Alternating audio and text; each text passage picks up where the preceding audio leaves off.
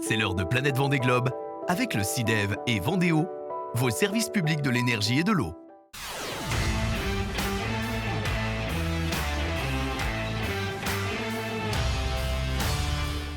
Bonjour, Alix Lanos, comme tous les jours, vous nous parler d'environnement autour donc de ce Vendée Globe. On va aujourd'hui parler avec vous des engagements qui ont été pris à ce sujet par la classe IMOCA.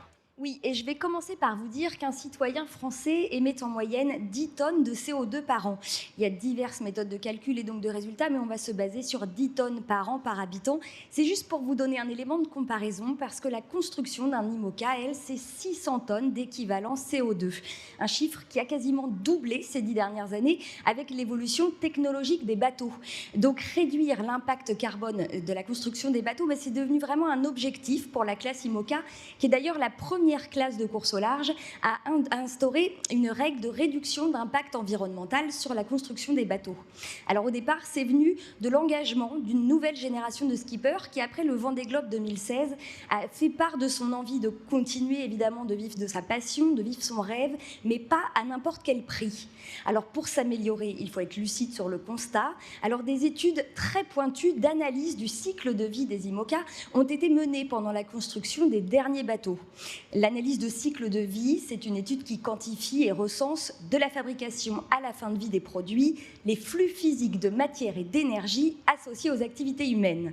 C'est un petit peu technique, mais ce qu'il faut retenir, c'est que cette analyse du cycle de vie, elle a permis d'identifier les principaux domaines où les émissions pouvaient être réduites et de mettre ainsi en place de nouvelles règles. On écoute à ce sujet Antoine Mermot, le président de la classe IMOCA. Alors nous, la classe IMOCA, en fait, on est responsable du règlement technique des bateaux. Donc c'est un document qui est un petit peu indigeste, mais en tout cas qui est le fil directeur des équipes techniques et de l'ensemble de l'industrie qui va travailler autour de la construction, de la conception et du développement de nos bateaux. Alors tous les 4 ans, avant le départ du Vendée Globe, on définit les règles techniques pour le suivant. Donc il y a 4 ans, avant le Vendée Globe 2020, on s'était donné des objectifs qu'on a tenus. Donc les bateaux de 2024, il y a eu des travaux en particulier qui ont été faits sur l'impact carbone des voiles. Il y a eu des travaux qui ont été faits sur l'utilisation de nouveaux matériaux. Et il y a eu une campagne d'études et de mesures en fait, de l'impact carbone de la construction composite qui a duré 4 ans et qui a permis de tester il y a eu plus de 200 pièces qui ont été testées dans une 50aine de chantiers dans le monde entier. Et donc c'est grâce à cette étude qu'on a financée et portée pendant 4 ans qu'on est capable justement de poser les bases de la règle suivante. Et donc là, par exemple, dernièrement, on a posé les règles pour le Vendée Globe 2028 et les bateaux qui vont être construits spécifiquement pour le Vendée Globe 2028 devront avoir 15% de moins d'impact à la construction que les bateaux qui ont été construits pour le Vendée Globe 2024. Alors, réduire l'impact de la construction des bateaux, je pense que tout le monde est d'accord sur le principe, les skippers en premier.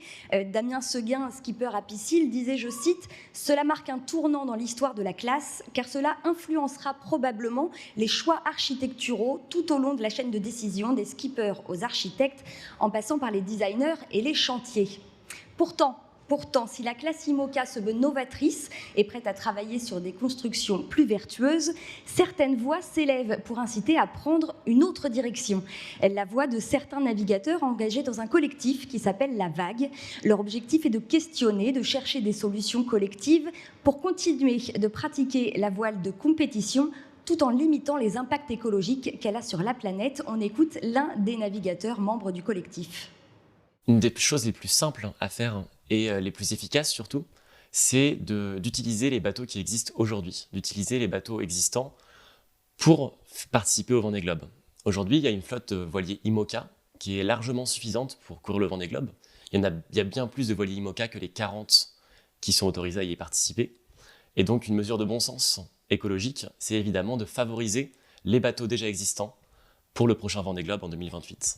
C'est ça, je pense, qui manque encore pour que la transition soit vraiment complètement réussie et que la course au large soit vraiment durable et que dans 50 ans, on ne se pose pas la question de la durabilité de la course au large finalement.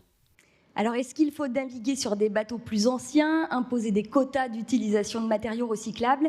Les avis sont partagés.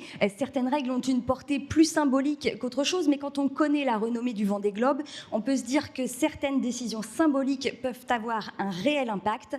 En attendant, la classe IMOCA fait bouger les lignes petit à petit et ça fait du bien.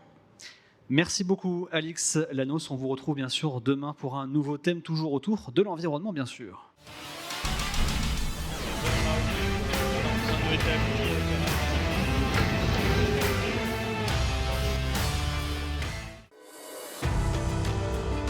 C'était Planète Vendée Globe. Avec Vendéo, je bois l'eau de Vendée, spécialité pour marins d'eau douce. Et avec le CIDEV, la transition énergétique, c'est pas la mer à boire.